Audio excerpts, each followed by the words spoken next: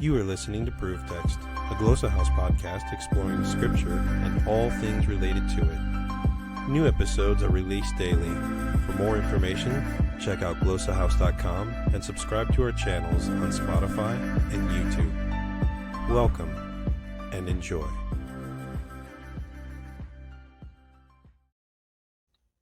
Hello, everyone. Welcome to Pilgrims in a Holy Land. Hi, Cindy. Good evening, Carrie. How are you today? Good. I am hearing music and I don't know why. Okay, it stopped. All right, so apologies to everyone. I'm trying to figure out all of the tech all by myself tonight. So hopefully it's going to... Yeah, it's thrown to the wolves more like.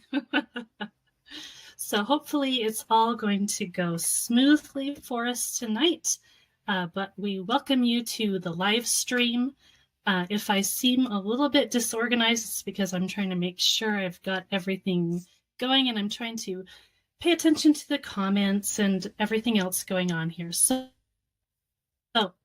welcome to our conversation tonight. Cindy and I have started to do a conversation about church history. I'll just make sure. I think I still have... Okay, there. I think I had the music on, so that's why it was weird. All right, so anyways, Cindy and I have been doing a conversation on church history. We're going to be delving really deeply into church history, into doctrine, into all kinds of things like that. And so we have started by going before the time of Jesus so that we could set up the situation in the early church, because the early church was, of course, first primarily made up of Jews, and they had a context that they were already in. And so the idea here is that we want to understand their context, because that's also going to apply to going beyond just the Judaism side of the church. When we get into the more Gentile situation, then Gentiles and Jews are going to be interacting in unique ways. And the Jews who are not Christian are going to have to figure out what they're going to do with their brothers and sisters who are now following Jesus. And all of that is kind of backgrounded by the kinds of things that they were thinking of at the time. And so that's kind of what we're doing here. Last time we talked about like the chronology before Jesus and things like that. So now we're going to be talking about the literature, because reading the literature is one of the only ways we can really get into their heads at the time. So that's kind of our goal. Right. And we did talk last time about, there was a series of empires that were ruling over the Jewish people during the exile and afterwards, and up until the time of Christ. And so we do want to just kind of probe more by reading some of the writings of this period to just really understand what it is that these people were thinking about, what motifs were fairly predominant in these writings. And again, these writings, a lot of them start showing up in the New Testament referenced. We might not understand or recognize them as such, but as we read through these, we can see how it is that even the Pharisees and their line of thinking, how did that come into being? I think these books are really, really helpful for putting, again, that cultural context and placing us in history. We have to keep in mind, too, that Judaism at this time was not a religion. Nobody had a religion. Everybody was doing the customs that were common for the people in that geographical area. So they may have gods that they worshipped, and yet there were other gods in other places. The traditions and practices that were involved at the different areas of the empires would vary from place to place. There wasn't even nationality. Nobody had any of this. People belonged to a clan, they belonged to a group of people. It wasn't until hundreds of, or maybe even over 1,000 years later, that we started developing nations and nationality.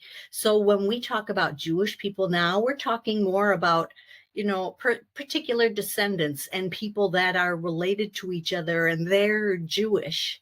Or it could be that they are Jewish because they practice the Jewish religion. But back in this period, to be Jewish just meant that you came from Judah and you did the things that the people in the Judah area did.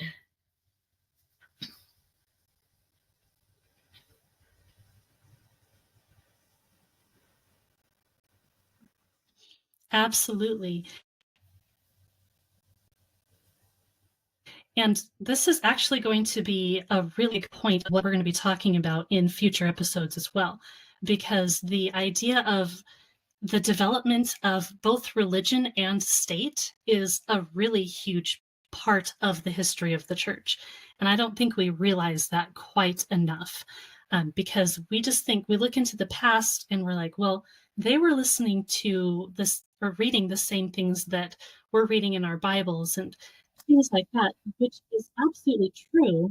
But at the same time, it's like, well, they were in such a localized kind of a situation compared to what we have. Like, we're global. Even 200 years ago, it was a lot easier to travel across the ocean, across entire countries, whereas that really wasn't the common thing back in the day. And so you have the geographical things, you have the family things, and you have all of those related to the gods as well. So much of this kind of situation is brand new for the first century, and they're working through all these ideas. So Cindy was amazing, and she made us some slides for tonight. So we're going to first talk a little bit about what the Apocrypha are. Right. And so, because this is a word that we often used, but it's not used the same way for everyone. right, Apocrypha, what the technical definition for Apocrypha means, behind the curtain, or things that are done in secret. And it's not necessarily that these are secret writings that people had, but Apocrypha, what it means and what it came to mean within the church is that it was writings that were not part of the liturgy. They were not read in church, but they were deemed very, very helpful and very, very informative. And so they were strongly encouraged to be read in the home or read outside of a worship service. And so when we talk about Apocrypha, the definition of the term includes the books that we call the Apocrypha, meaning the additional books that are in the Roman Catholic version of the Bible, as well as books that are in what we refer to as the pseudepigrapha. And so it's like that whole bundle of works can have the terminology of Apocrypha. But for tonight, we really are focusing only on the books that are in the Roman Catholic version of the Bible, the additional books that are part of the Old Testament. These books came to us through the Septuagint, which is the Greek translation of the Hebrew Bible. And so that is the set of writings that we're going to be talking through this evening.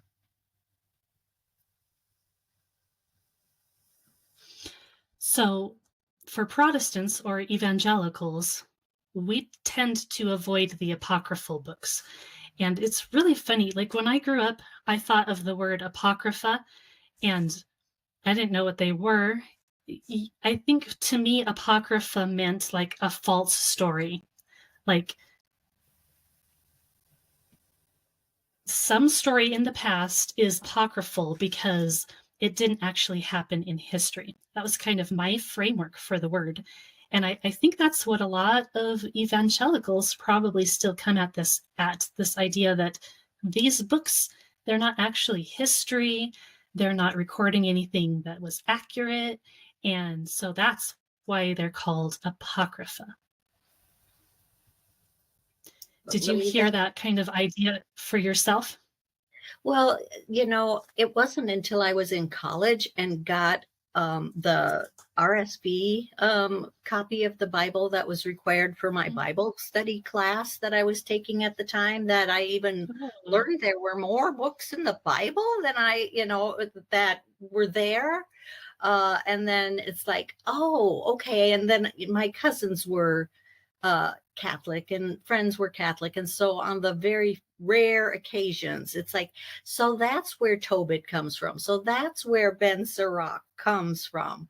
It now started to make a little bit more sense of, I didn't quite understand why we, didn't use them, but it was really obvious that there were books. And what really happened is that the version that the Protestant church took, and kind of in an anti Catholic move based on it, and there are various stories, but they decided to go more with the books that were in the Masoretic version of the Hebrew Bible. And the Masoretic version, the original Hebrew version of the Bible, did not contain those books. And so that was the dividing line. Again, if you're looking at the Greek translation of the Hebrew Bible, these additional books appear. And that was what was used by the early church. So this full set of books was available to those people in the first few centuries. Mm-hmm. So these are Jewish writings, but what's interesting is that almost any Jewish canon you'll see will not include these. So that's interesting. And it makes me wonder if it's kind of in response to Christianity kind of saying the Septuagint is what we're going to use, and the Jews went, okay, we just won't use those books then. Yeah, you do wonder. It's hard to know what the rabbis were thinking. I mean, we also have to keep in mind that Rabbinic Judaism really didn't come into its full flower, so to speak, until the 400 and 500 AD. Yeah, pretty late that we actually get legitimate Jewish canons written down. And, this was before the time of the Codex, so we don't have any bound books and things like that. And I wonder, too, if the word Apocrypha as a history or as a story that's not history has something to do with the fact that a lot of these books, I haven't counted how many of them, but at least a few of them, at least 3 of them, are actually, they're not historical. They're pretty clearly actually novels, but that doesn't discount their use. That doesn't discount their purpose. That doesn't discount what they're doing and how you can actually use them. Right.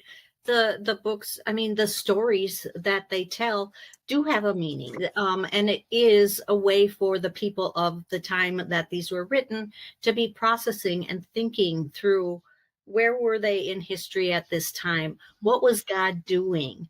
How are we to understand where we fit in? Okay, the exile happened. We're back in the land, but things are not showing up necessarily the way we would think they are. We still feel like we're in exile to a certain extent. a lot of the promises that the prophets said would happen, like the wealth of all the nations is going to come to Jerusalem. That hasn't happened. We don't have our own kingdom. We're being ruled by successive empire, one after the other. And even to the point of, trying to assess and analyze, what did we do something wrong? Are we still sinful? Do we need to change the way we do things?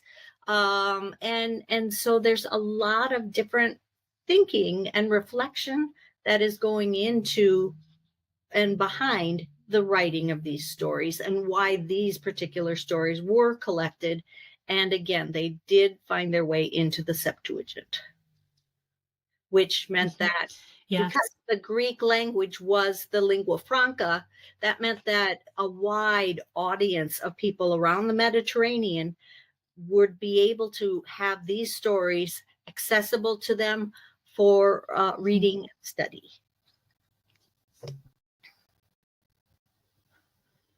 Right. And just reading the comments, Jeremy says that it seems like we'd want to use the scriptures that Jesus and the apostles were using. I mean, obviously, that was the translation of most of the quotes from the New Testament. So It makes absolute sense. Now, the question is, how prevalent was that use in the synagogue and things like that? And we kind of don't really know, because a lot of even the quotes in the New Testament aren't straight out of the Septuagint. There's some variation there. So there's some quotes that aren't the Septuagint and aren't the Masoretic text.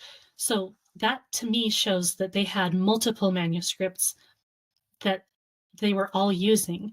And as far as the Masoretic text goes, it being used by Christ-hating Jews, I think that there's something to be said for that, because there is some indication that with the rise of Christianity, you had the Jews who were kind of reacting against Christianity.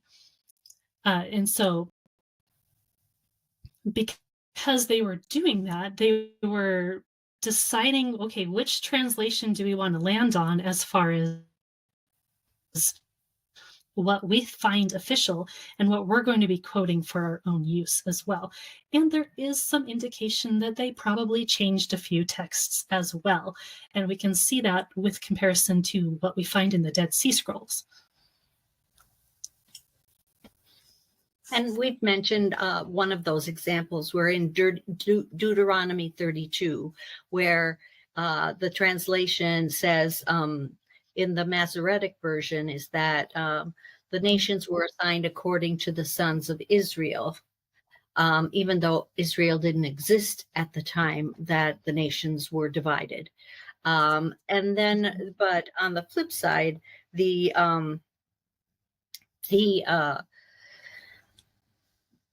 Dead Sea Scrolls and the older versions of the Hebrew that we have, the nations were assigned according to the sons of God, or the sons of El. And so, that's a difference. It winds up that they're both approximately the number of 70, which is a number of wholeness and completeness. But there's definitely a difference where the rabbis were really pushing towards monotheism, that there was only one God, and there were not others. There were demons, but there weren't other and gods. Probably pushing against the idea of the Trinity as well. Yeah, definitely. All of the angel of the Lord and things like that, they were very, very cautionary and careful, because it's that angel of the Lord character that the church fathers recognize as the pre-incarnate Christ. That yes, there were two powers in heaven, and yes, this goes to even in the Old Testament, there is the concept of at least a binitary God, if not a Trinitarian God. Right. Yeah, and I think that Jeremy's point about it's confusing that Protestants use the Masoretic text, I agree. I think that's really confusing. I think that, well, so we're going to be talking about some of these books, and maybe we'll be getting some points that will kind of hit on a little bit of applicability here, because the time of the Reformation, they were reacting against the Catholic Church, and there are some things in the Apocrypha that kind of, I won't say that it props up the Catholic Church in any way or their particular doctrines, but at the time, some of the Protestants were like, we could just, do without those. And so they were trying to go back to the sola scriptura model and things like that, trying to do away with the idea of tradition as much as they could. And so they were kind of going back to the idea of, well, we can at least say that what the Jews were using for the Old Testament was at least the legitimate scriptures. So I think that's a lot of it.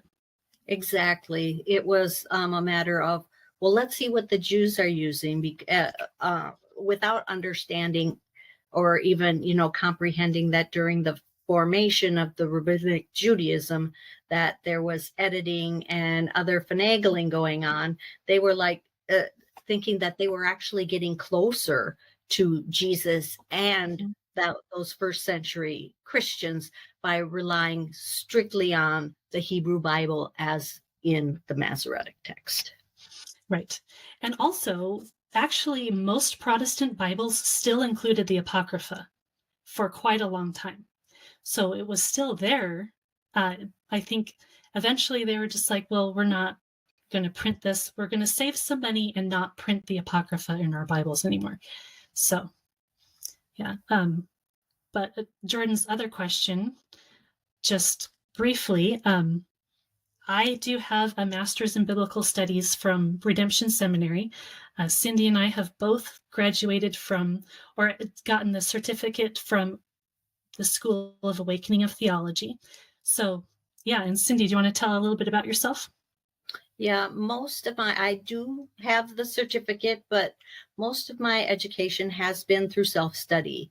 I did take a program over 20 years ago. It's called Crossways International. It's still available. And that was a 2-year deep dive, as far as you can, deep dive over 66 books of the Bible. You're doing one book a week.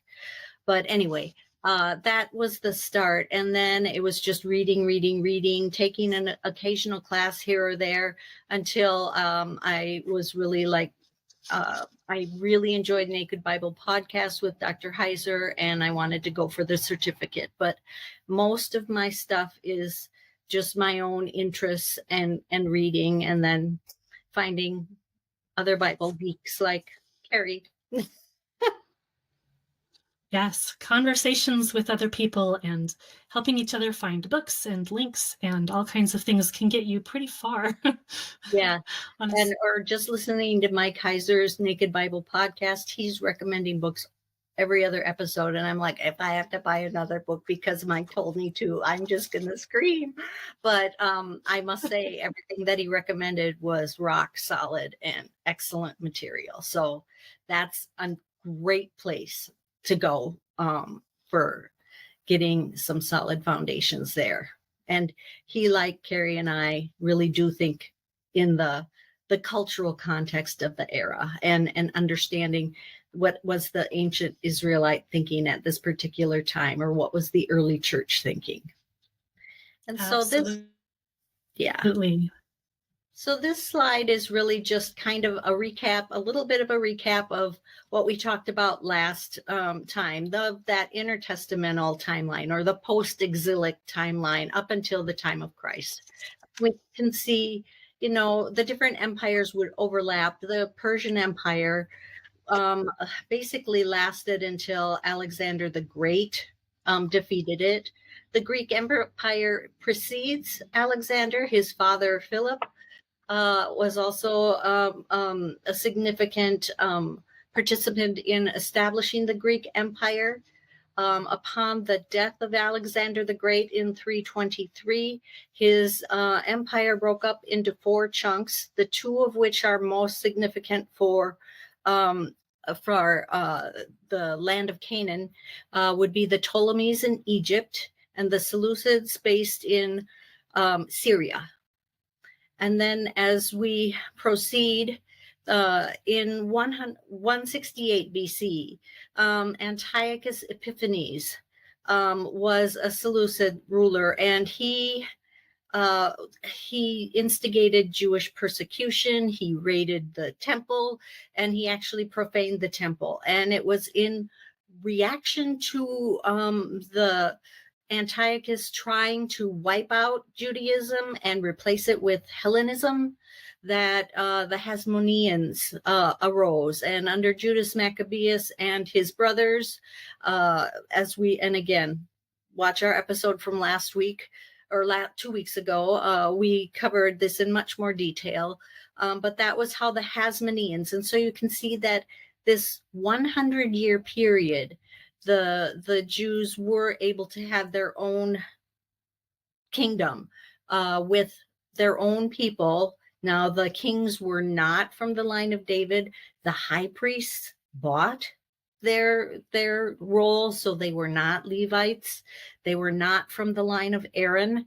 That made the Essenes quite crabby, and other parties quite crabby, in that they were not necessarily following what Torah and the other sections of the Bible were telling them. And then in 63 BC, Pompey from the Roman Empire captures Jerusalem. And from that point on, there was the Roman influence. For a while, the Hasmoneans were granted the ability to, they were the rulers of the people, whereas Rome controlled the land, and all the taxes and things like that would go to the Roman Empire. But this is a time of great cultural upheaval with the Greek Empire and Hellenism, Alexander the Great trying to really make the Greek culture pervade the entire his entire empire, and just how wonderful that was, and the education and the gymnasiums and just the whole outlook of how to live, the philosophy from Aristotle and Socrates and all of them, Plato, all of these things kind of mesh together. And so here we have, if you think about it, here we have these, the people of God who fell into idolatry and were exiled. The northern tribes disappear. Basically, they're assimilated like the Borg.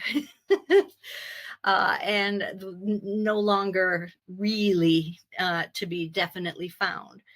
But the 2.5 tribes remaining from Judah, so Judah and Benjamin, they are able to return. Now, not everybody returned. That's another key point. And I think it was also, to me, a divine providence, in that God was already preparing the way for the apostles, in that there was the diaspora. Jews were all over the place. They had synagogues. They had houses. Again, they didn't have temples everywhere, but they did have places to learn. I mean, the Jews were really, because they knew they were elect, that they were chosen people. They tried very, very hard to maintain that connection to their homeland and to Yahweh and to the biblical writings. And so, I mean, that takes effort. When you are, you move to a new state, you don't necessarily, I'm thinking, moving from Minnesota down to Florida, and all of a sudden you got, seashells instead of the things that are here in Minnesota, beach and all this. So unless you work at it, even your accent can change. And so these people really had to be dedicated and devoted to remembering their traditions, continuing to practice what they could, despite not having a place where they could offer sacrifice. Mm-hmm. Although they did have other temples, which is a fascinating thing, because we assume that they didn't. But there were other temples in other places, but... Yeah, they weren't necessarily just, Yahweh how they saw that. Right. Mm-hmm. And so here again, we go with we've got this succession of empires. We've got Hellenism, and it's really being forced down their throat, especially by Antiochus Epiphanes. And basically give up, you're Greeks now. We want everybody to do this. We all speak Greek. We all do this. It's going to be consistent.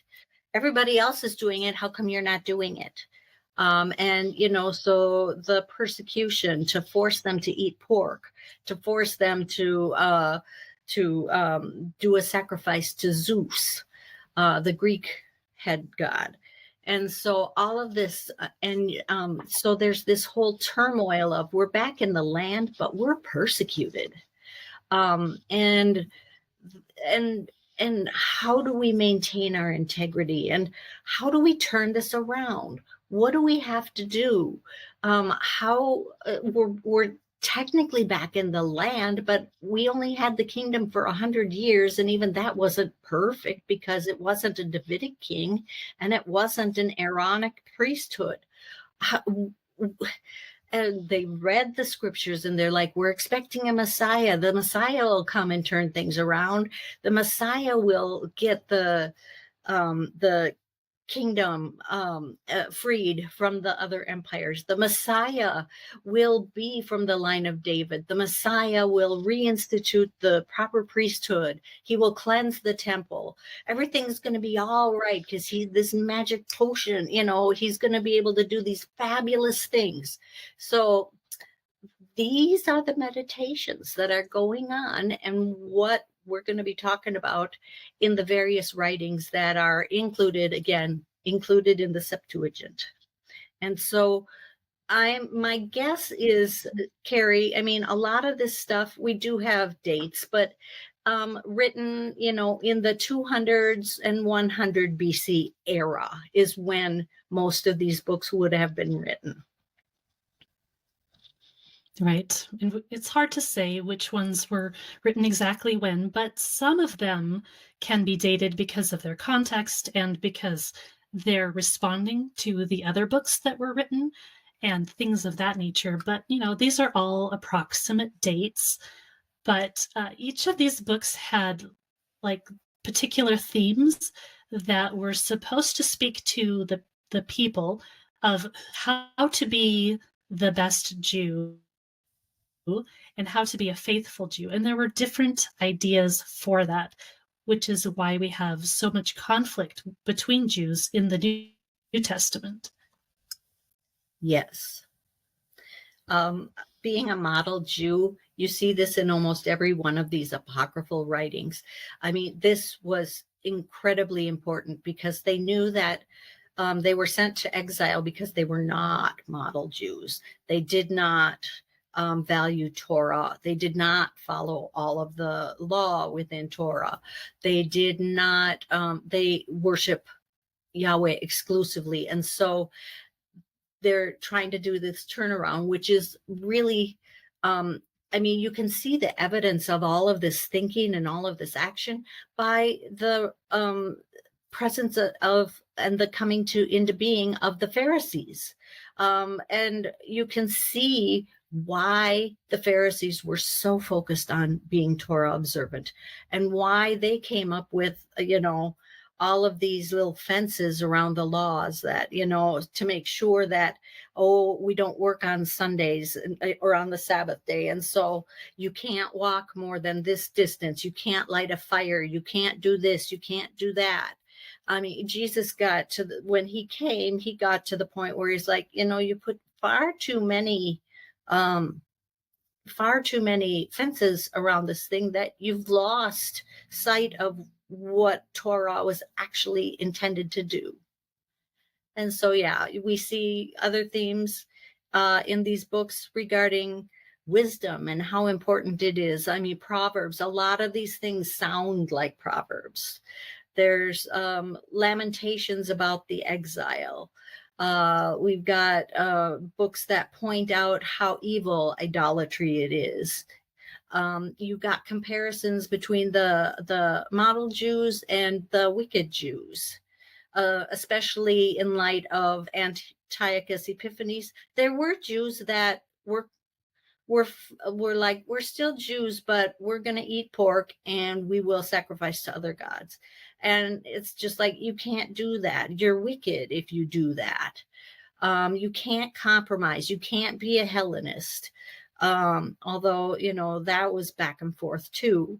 It's interesting in Second Maccabees, we see with the reflections of the persecution and the martyrdoms that were occurring that, here in the 100 BCs, we now are clearly seeing into a belief in the resurrection of the dead, where these poor martyrs are being chopped into pieces, and they're like, we will get our arms and legs back in the age to come. There's also Yeah. We've got the appearance of apocalyptic visions. This is a new style of writing that talks about end time visions. It talks about the heavenly reality that we can't see, but it is going on in tandem with what's currently happening in the world. I mean, Revelation is the exact same thing, as well as hope for the restoration of a fallen world. In these writings, we see angels, named angels, starting to appear.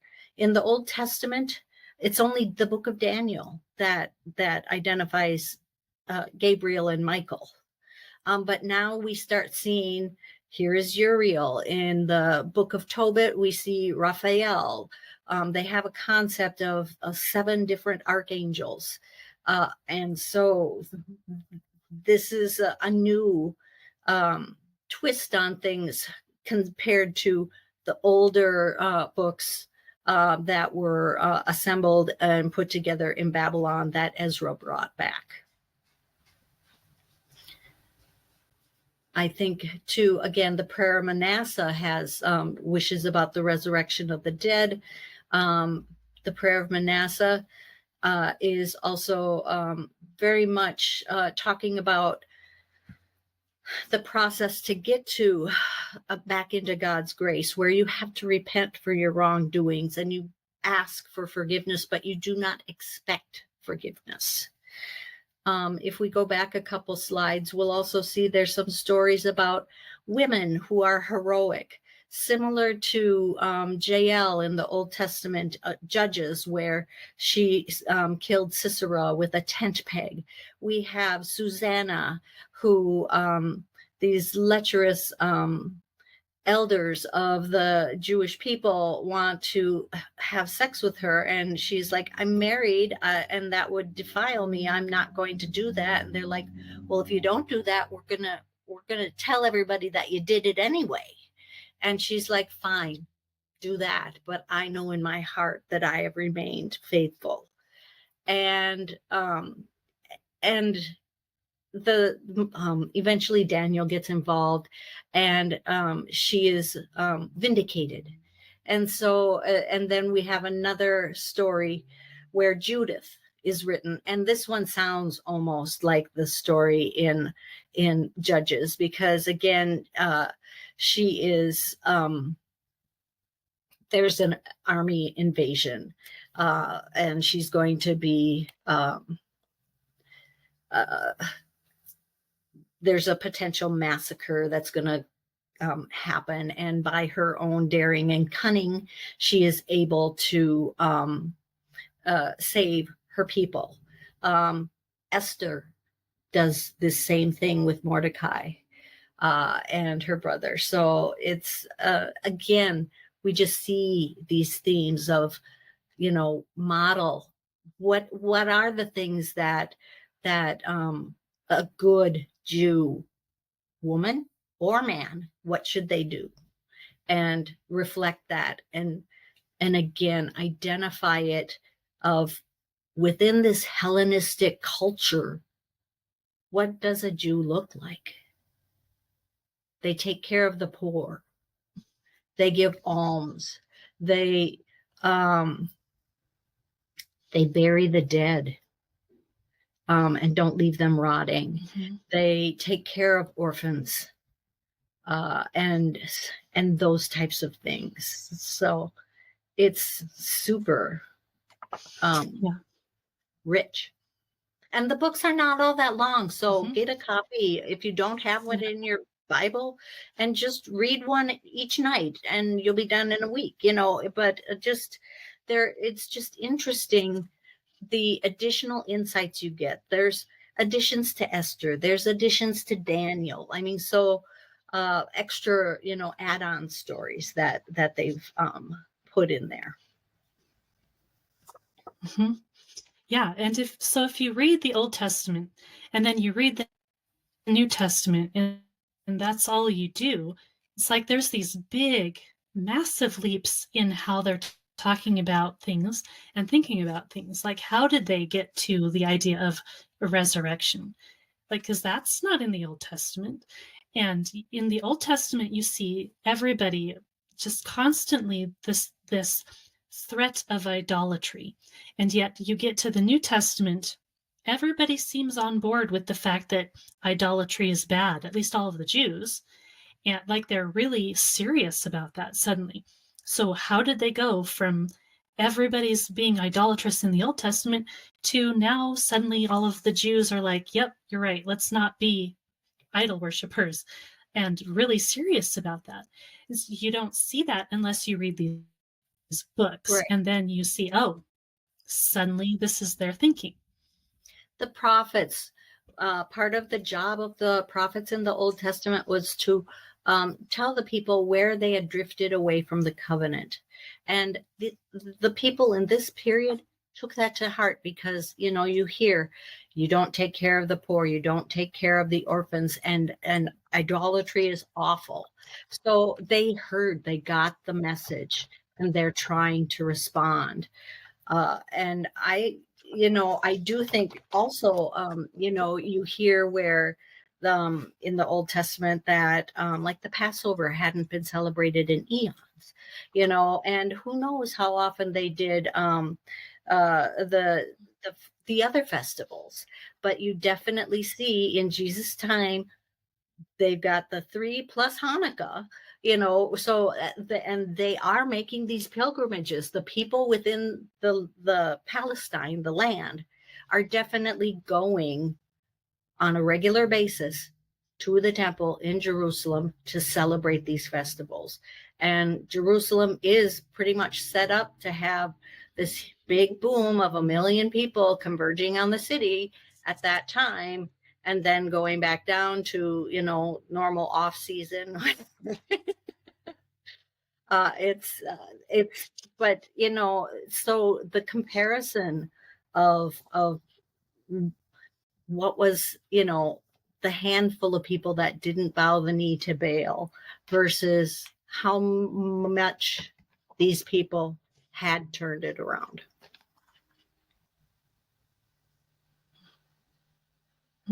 Yeah. It's a huge distinction. And it's very confusing when you don't understand that there's so much going on with the people. Now, of course, you do look into the Old Testament and you see the books like Ruth and Daniel, and you see like Ezra and Nehemiah, and Chronicles is such a different history than what you see before, because they're thinking about these things and being like, okay, well, let's try and figure this thing out, because obviously we've had problems. We're tired of this whole exile thing. So let's figure it out. And, it's interesting. Like this last Sunday, I was at church and listening to a sermon, and the pastor was talking about Romans. I think it was like Romans 7, and talking about, the way that Paul was talking about things. And I don't even remember what the pastor's point was. I guess he didn't have the best 3-point sermon to drive it home or not. But like, I was thinking about this whole context of the Second Temple period and the people developing their identity, basically. And it's like, for them, suddenly there's no more, they've decided or admitted or realized that there's no more prophets who are coming to call them back to being faithful Jews. So then what do we do? And in our last conversation 2 weeks ago, we talked about this change from being focused on the prophets are going to be bringing us back to the idea that, hey, guess what? We have the law. We have Torah, and Torah can guide us into being correct Jews, correct people of God. And so because of that change, then you're going to see this idea that, you know what, we can just behave ourselves to perfection. If we follow the law enough, then we can become people who will no longer follow our passions. So if we follow the wisdom of Torah, then we will no longer have bodily passions and things like that. That's what Paul is speaking about in Romans. That's exactly what he's addressing. He's addressing the Jews. He says, you Jews who know the law, you guys know what the law says, and you guys are expecting the law to eliminate your passions, and that's not how it works. So let me tell you how it does work. And so in the slides, and we can go back to them here in a little bit, but you saw this repetition of the emphasis on wisdom. Like, wisdom is going to lead us correctly. And we find out in the first century, Jesus is wisdom, and he is the one who is going to be leading us properly. So it's not the written Torah, it's the revealed, true, living word of God, who is Jesus. And I just thought that was a really cool thought that I was thinking about during that sermon. Yep, really. I mean, Jesus, when he says that I have fulfilled the law, what he means is I have embodied what Torah means. Mm-hmm. Look at me. Look at what I've done. And most importantly, the last shall be first. Love God and love your neighbor. It's more about servitude and being a servant and loving others, and less about me, less about my status and all of my stuff. Mm-hmm. Blessed are those. Yeah. The Beatitudes are not about, blessed are those who live in huge mansions and have big pocketbooks. Blessed are those who drive fancy cars and actually have a chauffeur. No, none of that. Yeah. Well, and it's interesting, like, modern Christians, some of them have kind of tried to go a little bit, I don't know, in between these two things, like with the idea of what would Jesus do? Like, and I mean, that we are supposed to be followers of Jesus, but as that's more of a discipleship relationship. That's why discipleship is such a big deal in the New Testament, because it's not the book that we're worshiping. It's not the law that is to be elevated. It's Jesus, and he is the focus, and that's why we are disciples.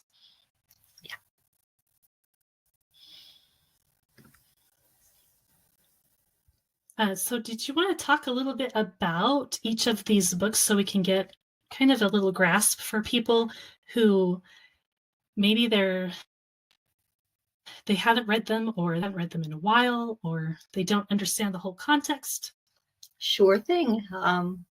I had a part of my original Crossways course information had nice little concise summaries, which helped me to put this slide together. So Tobit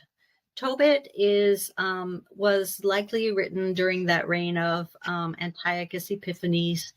The big themes in this are, again, being a model Jew, in that you're Torah observant, you help widows, orphans. Tobit famously is burying the dead. it also talks about the problem of evil in the world. There is an actually named demon, Asmodeus, listed in this book, as well as angelic assistance is provided by the archangel Raphael, who's in disguise for most of the story. And basically, the story is set in Assyria, the Nineveh area, around 721 BC. So this is northern Israel in the Assyrian exile. And really, we've got Tobit, who before the exile, he worshipped and sacrificed only at the temple, not a Jew. He helped widows and orphans in Israel. Remaining a pious Jew while in exile, he refuses to eat unclean Assyrian foods, and he continues to observe the Hebrew law by giving alms and burying the dead. I mean, when you can't have, when the temple is not available, what they would do is studying the Torah, giving alms, and caring for others would be your sacrificial equivalent. But in spite of his good works, he is struck blind. I think bird poop gets in his eyes. And anyways, yeah, something happens.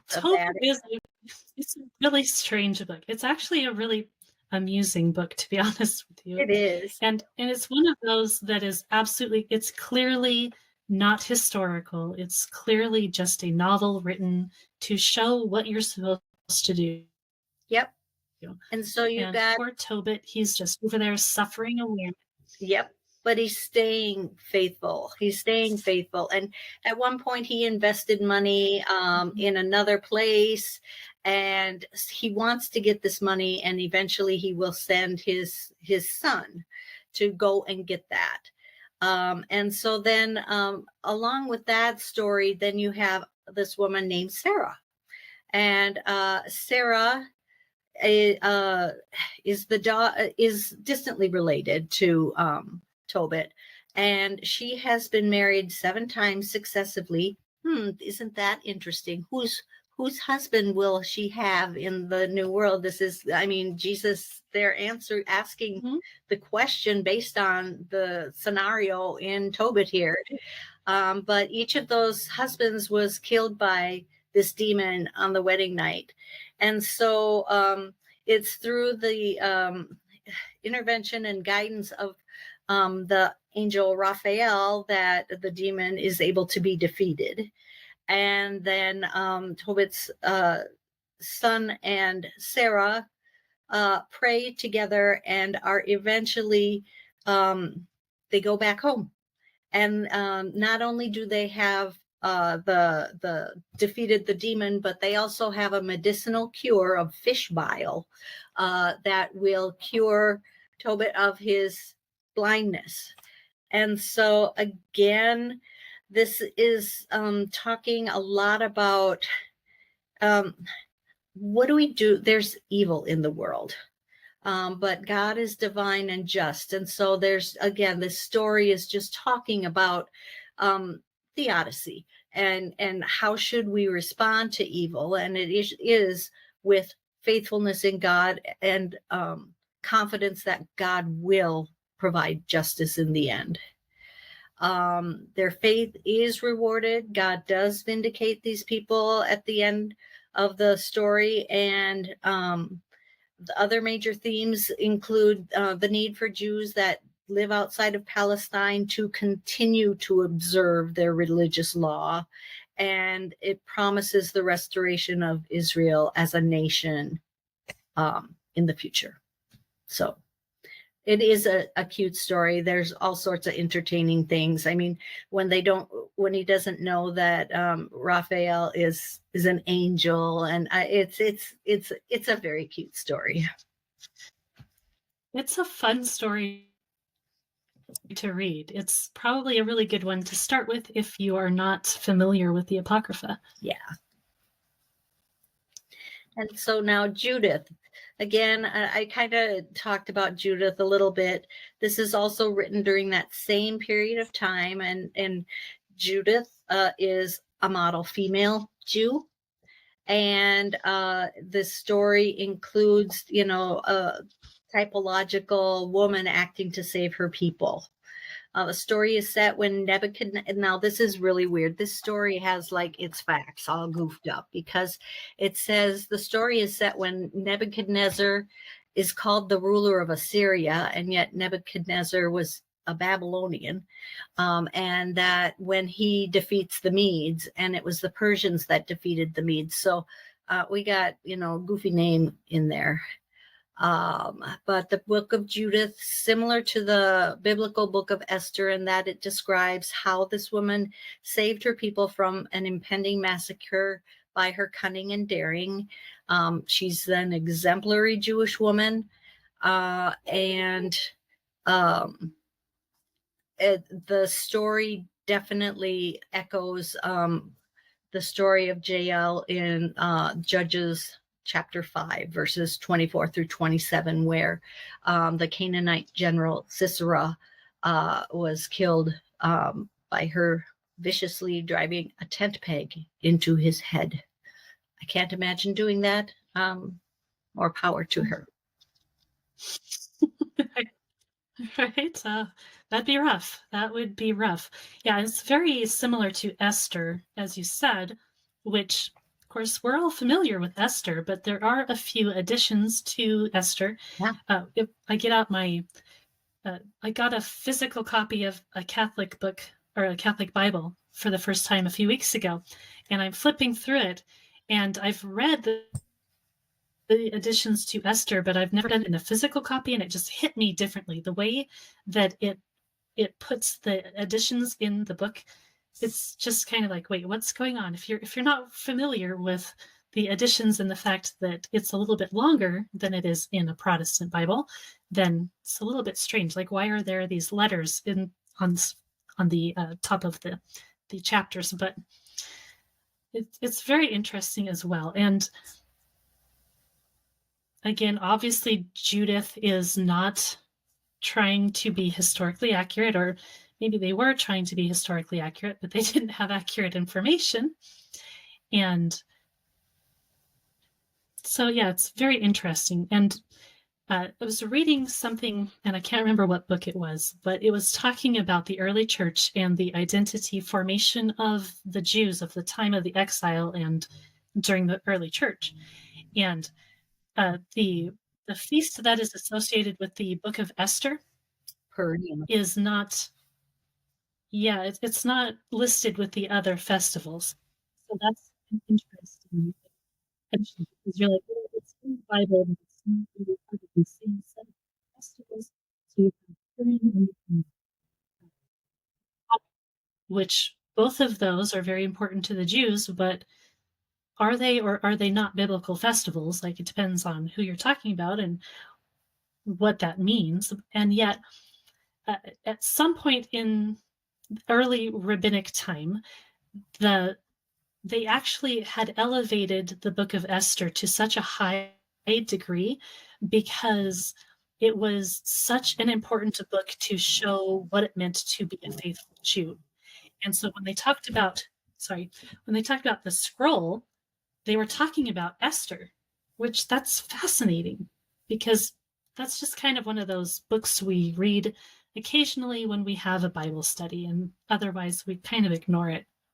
Well, it is weird because it never mentions God. It never mentions prayer. Mm-hmm. It is simply a woman working to save her people from disaster, and doing what she could in a foreign court. Mm-hmm. I would say the additions to Esther, yeah. I mean, there's, right in the first chapter of Esther, there's a thing where Mordecai is going to have dreams about what's going to happen. And he actually warns the king that two treacherous eunuchs are planning a conspiracy against him. And then the king has them executed, at which point the arch enemy Haman decides to destroy Mordecai because he really liked the eunuchs. And so that sets up the reason behind Haman and why he was so anti-Jewish. Then in chapter 3, the king is convinced by Haman, who uses anti-Semitic arguments, to draw up an edict that orders the destruction of all the Jews in the kingdom. Then another insertion in chapter 4, it contains the prayers of both Esther and Mordecai, where they're asking God to deliver the Jewish people. So this is an addition where they're seeing where we see them praying to God. It's not in the the original version that we have. Then there's also more information regarding Esther meeting with the king so that she could persuade him not to carry out that decree. And then an insertion in chapter 8, the king is issuing the decree to annul the previous one. And it also then permits the Jews to defend themselves. And it's interesting, in this section, Haman is called a Macedonian who was plotting against the king to transfer the kingdom of Persia to the Greeks. I think that's kind of interesting. It also kind of lets you know that this is written later. And then the last insertion is in chapter 10, where Mordecai is now starting to understand the meaning of his initial dream, and it adds a note describing how a letter about Purim was translated into Greek and taken to Egypt, so that's the substantiation for the festival of Purim, or Purim. I don't know how to say it. I never know how to say anything. But yeah, I think those additions kind of help to flesh out the story and answer a few questions that we often have when we read it. Yeah. And then the next book that we had a Bible study like last year. Okay. Was it on Esther? Sorry, we've got a bit of a lag. I was just going to say, it was, yeah. And I wish now that I had everybody read the longer version. So that would have been really interesting to see what everyone thought. Yeah, no kidding. Or compare them, read them side by side. The Wisdom of Solomon. Mm-hmm. Right. This was written in Greek, probably in Alexandria, sometime during the 1st century. And the author is claiming to be Solomon, so this would be a pseudepigraphical writing. And he is contemplating the nature of wisdom in relation to religious faith and everyday life. He encourages readers to seek Lady Wisdom, who is depicted as a celestial divine being. And he lists the blessings that accrue to those who do seek Lady Wisdom. The work encourages Jews who hold fast to their faith to receive these benefits. It makes use of a lot of Greek philosophical terminology. And it is influenced by Jewish apocalyptic literature. It speaks of the immortality of the soul as opposed to the resurrection of the body. But again, we see this transition from a body just dies and lands in Sheol and just lingers and turns into a shade as the person is forgotten and not remembered by their descendants, to the fact that, okay, now we have this immortality of the soul, and getting to the point where the resurrection of the body also becomes a possibility. The Wisdom of Solomon has 3 parts. The first few chapters contrast a pious and righteous Jew with wicked, sinful Jews who persecute the righteous.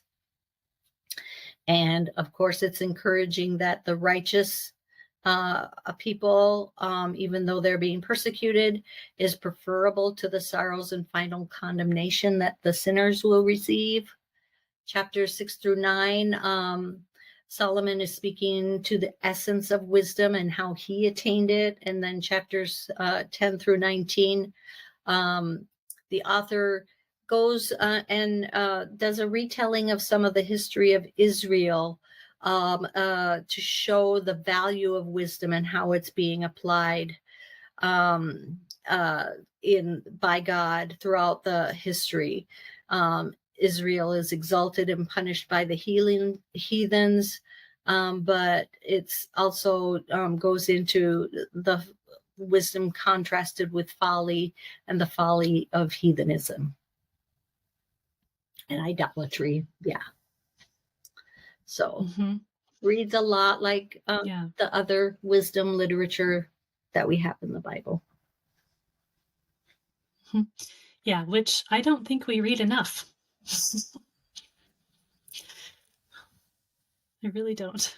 Well, you know what I found helpful is the Bible Project, and when they were going through the different pieces of wisdom literature, and I don't know, that really helped me latch onto the wisdom literature more strongly. I mean, when I would read Proverbs, it's just like, well, here's another, little one-liner and a one-liner and a one-liner and a one-liner, and then there's this, and I'm like, what am I supposed to get out of overwhelming? Yeah. But I definitely would, especially when some of it's contradictory. Yeah. Or, how a good woman and a good wife does this and that and the other thing. And I mean, it's like, oh yeah, these are all sage, advice and stuff like that, and good things to tell your son. But okay, what else?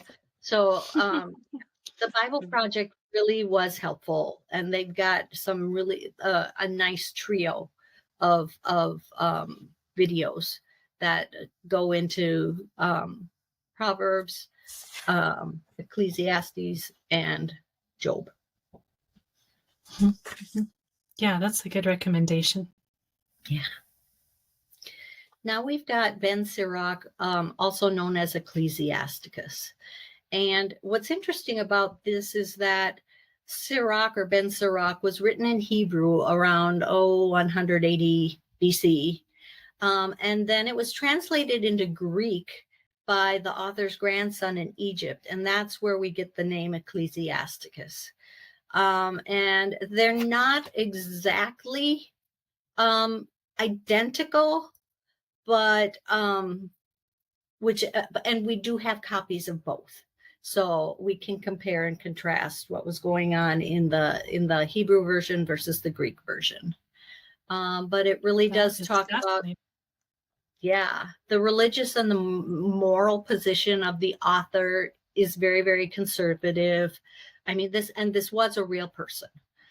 He doesn't believe in the afterlife, but he does reflect a lot of the thought that was going on in his contemporary world. So this section is really, really good for just understanding what is the better than average Jew thinking at this particular time. I say better than average because obviously he's can write, and write extremely well. Very valuable. He reflects contemporary debates about the freedom of will and determinism, and he sometimes expresses eschatological hopes for salvation for the people. He's very ethical, although he's not very into asceticism of, deprivation and holding back the passions type of a thing. But the ethics are definitely there. He invites his readers to enjoy life. The book consists 2 large sections and then a short appendix, and it offers advice about how to live a successful life. So it's definitely, wisdom literature. The first 43 chapters point out that the fear of the Lord and the keeping of the law must go hand in hand. You have to do both. It's not one or the other. You have to fear the Lord and respect him and obey Torah, and you have to obey Torah, is what I should have said. Moderation should be practices in all aspects of life, and wisdom is revealed in the law. So he's very focused on the Torah provides wisdom. Then chapters 44 through 51, again, is almost another historical replay where he looks at the historical record of those who have played notable roles in Israel's history, and it encourages praise for almost all of them, but he's not a Solomon fan, which, all his wisdom, the end of his life and what happened, yeah, you can see where certain people would not necessarily put Solomon in their top 10 list. Right. Yeah. So unlike the first few books we were talking about, this one was definitely more of a historical book, really genuinely getting into real Jewish thought and actual life as far as how they were trying to live. Yeah, I think it's a good interplay, again, of what somebody of that era, I don't want to say your typical Jew, because he was more educated and privileged, but again, it's a snapshot. You can get, these are what conservative Jews were thinking at this time. Mm-hmm. Yeah.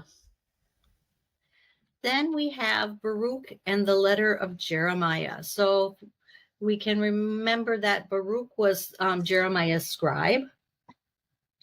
And in his writing, and this is really a compilation of the work of multiple authors according to the scholars, perhaps writing in the mid second century there, 150 to 160 BC.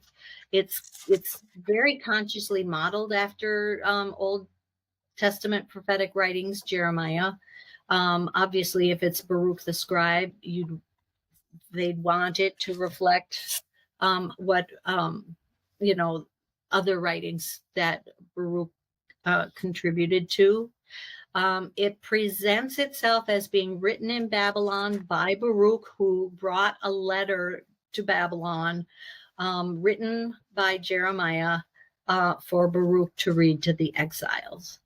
And so in this book, in Baruch, the writer is addressing the exiles and giving them an example of how to confess their sins. It gives them a prayer asking for pardon for their sins and a prayer for salvation. Then he goes into the whole, let's praise wisdom, and that wisdom is Torah. It is the law of Moses. So we can definitely see that wisdom and Torah theme present in this writing. He does lament over the fact that the exile is occurring, but he offers, just like Jeremiah and the other prophets, offers comfort and assurance that the exiles will return. The letter of Jeremiah then is usually included as the last chapter of the Baruch book, and supposedly was written by Jeremiah to the exiles, and that this is the letter that Baruch carried with him. And the oldest copy of this is a fragment that was found in the Dead Sea Scrolls, and they know that it was written around 160 BC. And in this letter, the writer states that the Babylonian exile is going to be long but not permanent. Idols and their accompanying evils and follies are exposed and ridiculed. Idols cannot tell right from wrong or sanctify a vow or a curse, and exiles are encouraged to shun idols as objects and do not worship or even fear them. So we've got the whole idolatry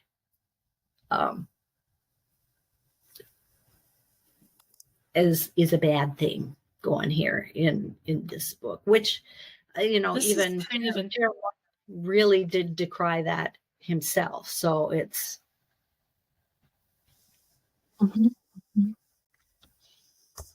Yeah, and it seems like this is a really good book to show this this transition from the time of the prophets to the time of emphasizing Torah. Yes. Yeah. Because it contains both pieces. It's this the linchpin, so to speak. Mm-hmm. It is definitely Yeah. the most like the Old Testament from the Old Testament prophetic writings. Mm-hmm. Then we get the additions to Daniel. And again, these are going to be really rough in that the composed during the 1st or 2nd century BC. Again, we've got our themes of model Jews that persevere and remain faithful even under persecution, and that idolatry is bad. The prayer of Azariah and the song of the 3 young men. So this is an addition to Daniel 3. And so this is when the young men, the 3 young men, are thrown in the fiery furnace, and Azariah is one of the 3 young men. And so this is a prayer that Azariah prays when in the fiery furnace. And there's also a song of praise and repentance that the 3 young men sing as they walked about in the fire with the mystery 4th person. Then we've got, and I'm not quite sure why this story is, well, okay, I do know now that I think about it. There's the story of Susanna. And I kind of mentioned this earlier, but she's a beautiful, righteous wife of a rich Jew living in Babylon. And there are a couple of lecherous elders, also Jewish men, who want to have relations with her. And they confront her and give her a choice of submitting or being accused falsely of seducing them. She chooses to be accused and remain faithful to her husband. And of course, people believe her. Now, here's why it's in Daniel. Daniel comes to the rescue. Daniel convenes a second trial, and he questions Susanna's accusers in 2 separate, he keeps them apart. Keep your witnesses apart, like you're supposed to in police investigations. And they don't tell the same story of when and where this adultery occurred. And Susanna is justified and freed, and the elders are put to death.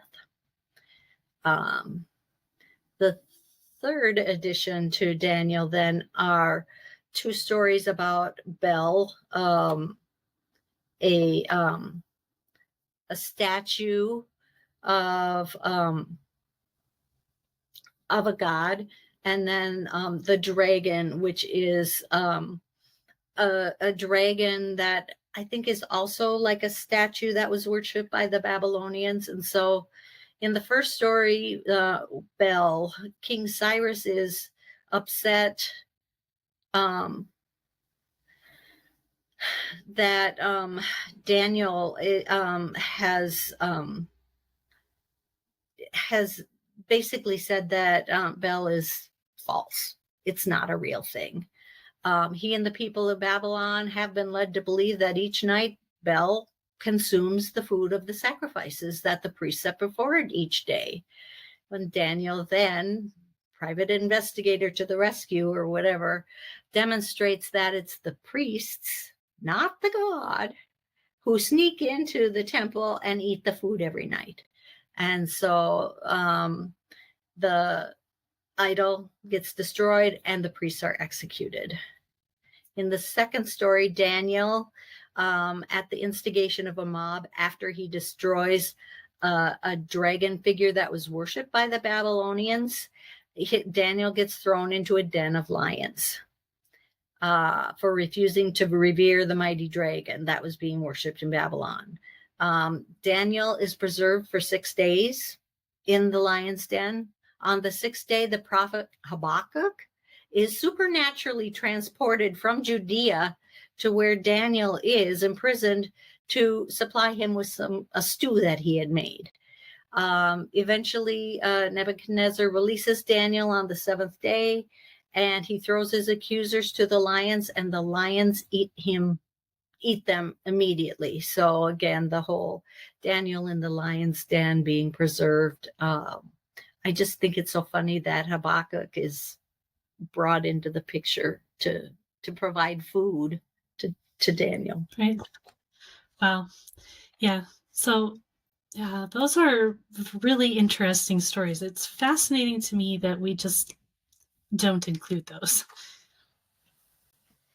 At first, we don't see a lot of Daniel, being wise and interacting in the court. So these definitely are Right.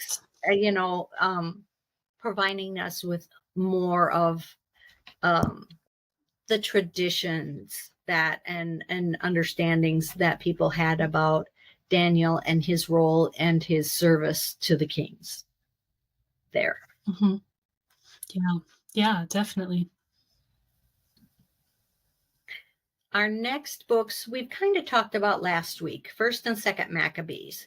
1st and 2nd Maccabees are in the Septuagint, where 3rd and 4th Maccabees are not. But 1st Maccabees was written shortly after the death of John Hyrcanus I. His high priesthood was 134 to 104 BC. And really it outlines the events from 175 to 134 BC, which is namely the military campaign led by Judas Maccabeus and his brothers Jonathan and Simon against Antiochus Epiphanes, and just the whole revolution to free the Jews and withstand the efforts to convert them to Hellenization. 2nd Maccabees is not the next part of the story. It does cover the same period as 1st Maccabees, but it focuses on the traumas of the Jews facing martyrdom during this persecution period. It describes Eleazar and then a woman and her 7 sons who were being put to death for refusing to eat pork. And the book's central theme is that the eternal sanctity of the Jerusalem temple and the faith of Judaism would remain. And this book makes significant reference to the resurrection from the dead, especially the woman and her 7 sons, as they're all one by one going. It's they're expressing their hope that they will be reunited in the resurrection.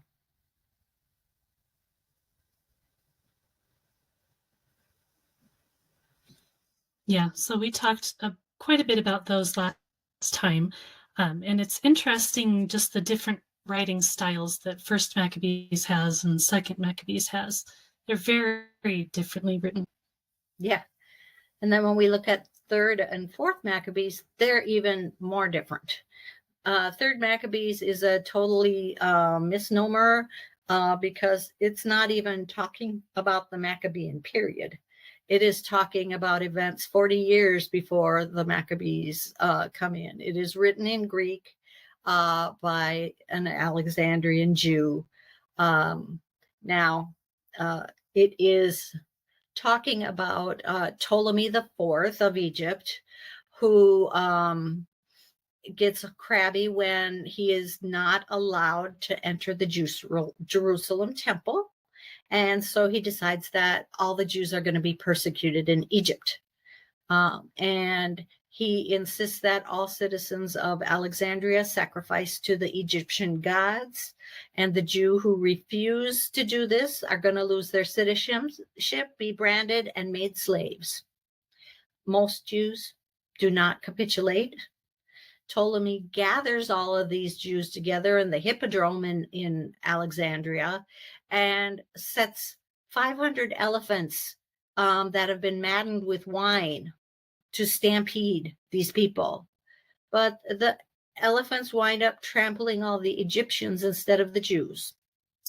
So instead, the king repents of his actions, seeing that the Jews have been protected by God.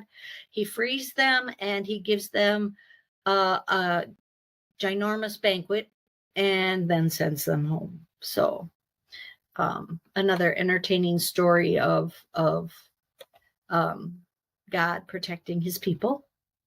And then fourth Maccabees was possibly written in Antioch as opposed to Alexandria.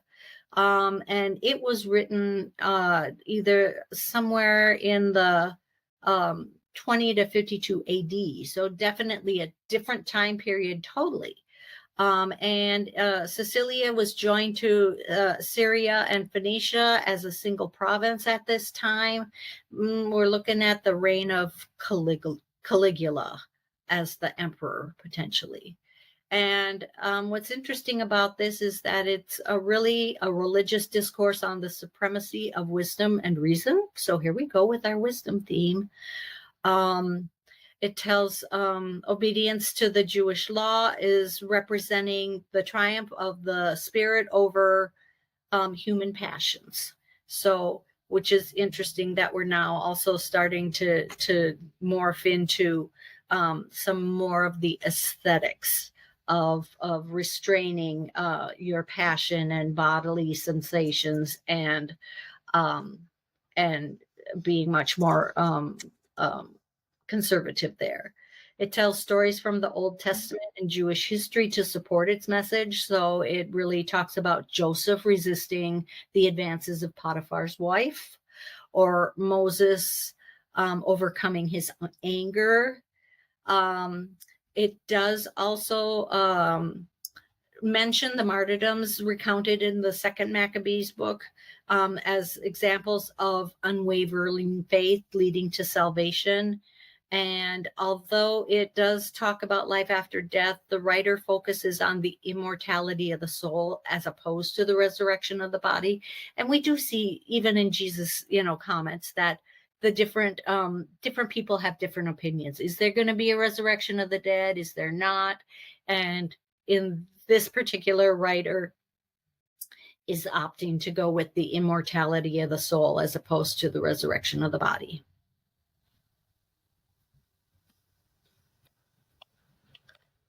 Our next those kinds of dynamics. Oh, yeah. Go ahead. Yeah.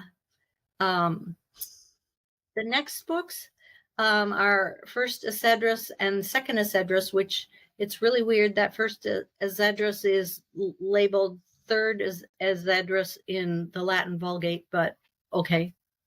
Written in the late 2nd century, probably after 165 BC. And this is really a parallel account to the events that are documented in 2nd Chronicles 25 through 36, in Ezra, and also in Nehemiah 7 and 8. It contains a large edition known as the Debate of the Three Youths, which talks about a contest among 3 Jewish guards at the Persian court of Darius. The contest was a debate about the question, which is strongest, wine, women, or truth? And Zerubbabel is one of these contestants, and he wins the prize. And he uses this opportunity to remind Darius of his obligation to allow the Jerusalem temple to be rebuilt. And by winning the contest, he is the one that gets to lead the Jews back to Jerusalem. And so there is a connection definitely to the whole Ezra Nehemiah stories, but it's a little, snippet of, and here's how that happened. But interesting. Yeah, definitely no bias there for some sort of tradition for who is in power, I think, probably. Right. Second Esdras it's really a mix of Jewish writing with an introduction that is a Christian apocalypse. written after the fall of Jerusalem. And then the ending is, again, another Christian insertion that deals with God's judgment of the nations and the tribulations of the end of history. But the middle section, which is like chapters 3 through 14, are Jewish writings written around 100 AD. They're called the Apocalypse of Ezra, and they consist of 7 visions that and here we have another angelic interpreter. This time it is Uriel. So now we've seen Gabriel, Michael, Raphael, and now we have Uriel. So 4 of the archangels are named in these books. And these visions probe the end times and the questions relating to life after death. These apocalyptic writings are expressing hope that God will restore a fallen world despite the corruption that prevails in it. They look forward to the creation of a new heaven and a new earth in which there is a new Eden and social harmony and fulfillment. I mean, same thing as that we see in Revelation, but this is the biblical, well, I should say this is a Jewish perspective, and now John was Jewish as well. So, but it's interesting how there's parallel thought going on here. In the biblical materials, the breaking of the New Age, and just in general, what's interesting is that if we look at Paul writing in 1 Corinthians, he talks about the New Age will come in the twinkling of an eye. In this book, in 2nd Esdras, it will happen in the course of 400 years. Whereas in Revelation, it talks about the millennial, the 1,000-year reign. And so different amount of time, depending on the perspective of the writer. But this book, asks, why does Zion have to suffer? Again, this is after the destruction of the temple, and they're thinking, Zion, we were better, we were doing better. Why did the temple get destroyed? Obviously, they're not connecting with the fact that they killed the Messiah. The next one is, why has Israel been handed over to other nations? Again, we see these successive empires. And so it's like, well, when the age to come, that's the answer now. When the age to come, then it will be a time of conversion and salvation, and everybody will be one happy big family. The next question is why the Jews don't possess the earth. Again, these are things that are being debated. And again, the answer is just wait for the Messianic age. There's a section that describes a woman personified in Jerusalem who is in deep mourning, and she lists the many woes. And then as you continue on, she gets transformed into a glorious, beautiful city. So, just some imagery about how the new age, we see that in Revelation. We see the new Jerusalem coming down in all its glory. The writer sees an eagle with 12 wings and 3 heads. So the monstrous beast. Rome is seen to be the 4th beast mentioned in Daniel. Obviously, they're the ones that just tore down the temple.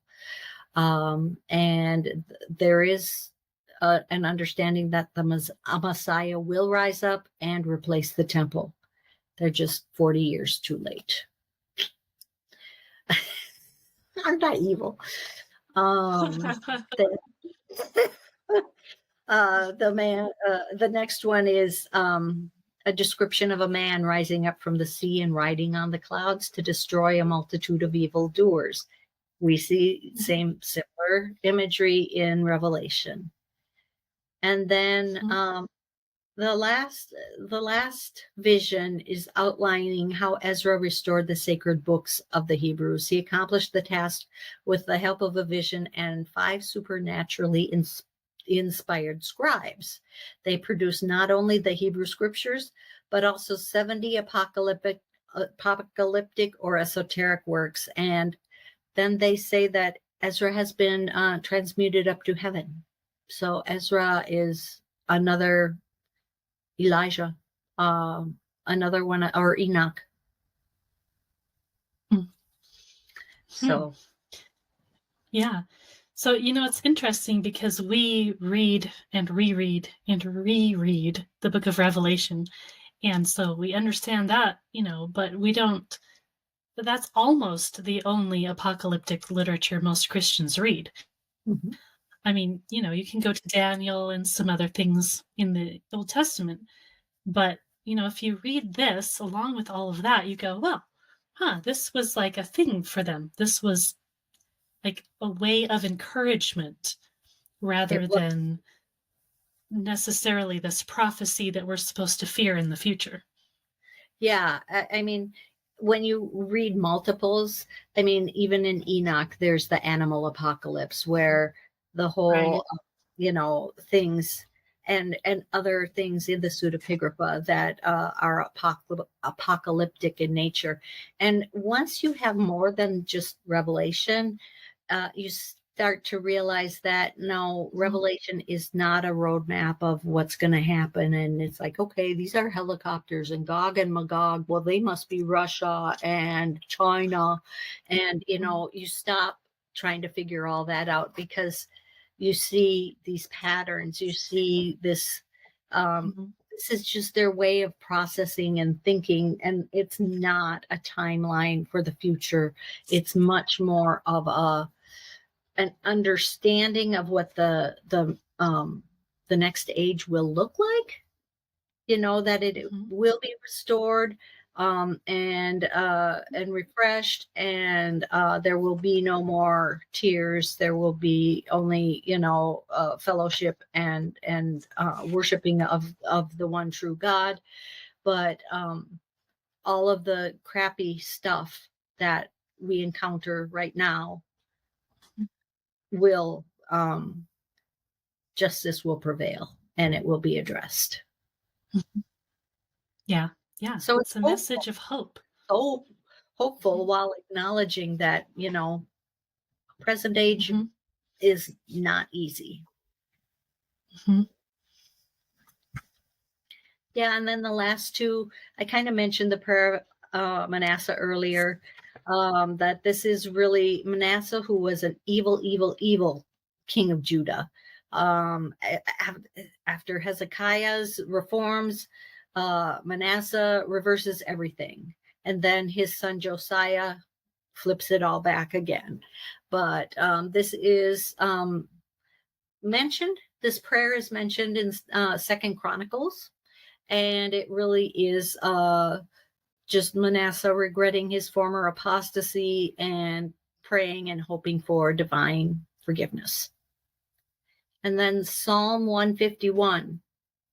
This is supposedly written by David. Why it wasn't included in the other Psalms, I don't know, but it is David extolling himself after he killed and beheaded Goliath. And he is claiming that he is God's champion and the leader of a resurgent Israel. So just a jubilant psalm about David's accomplishment defeating Goliath. Yeah, awesome. And I was just going to say that really forget to yes. That completes the Psalms that are, or excuse me, the books that are contained within the Apocrypha.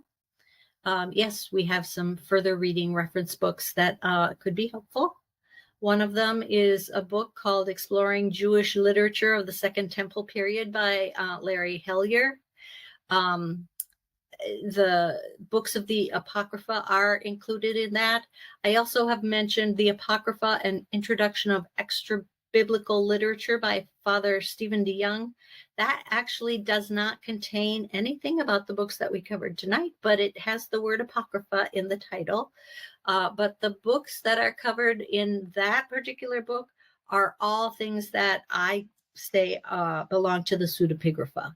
So the Enoch is covered, Jubilees is covered, the Testaments of the 12 Patriarchs are covered. And I just wanted to also advertise that the Lord of Spirits podcast just announced that they've started a series to review the various books from the pseudepigrapha. And the May 10th episode was the Testaments of the 12 Patriarchs. And I believe they'll be on air next Thursday. They do the second Thursday and the last Thursday of the month. So I don't know which book or books they'll be covering next week, but I always find Father Stephen DeYoung and Father Andrew Stephen Damick to be very entertaining, very enriching, and so highly recommend tuning in when you're not watching us.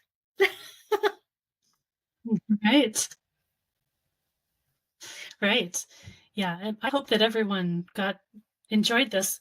I know it's interesting to talk about this stuff because you so infrequently do, especially with other people. And it's hard to just study literature all by yourself, I think. Like, you can just read it yourself, but it's so much better if you have other people to talk to, if you hear synopses and just, general ideas. It can help frame your reading so you can get out a little bit more when you read as well. Yeah, and we do hope in our next episode to do something similar of going through the books of the pseudepigrapha with just tiny little synopses and dates.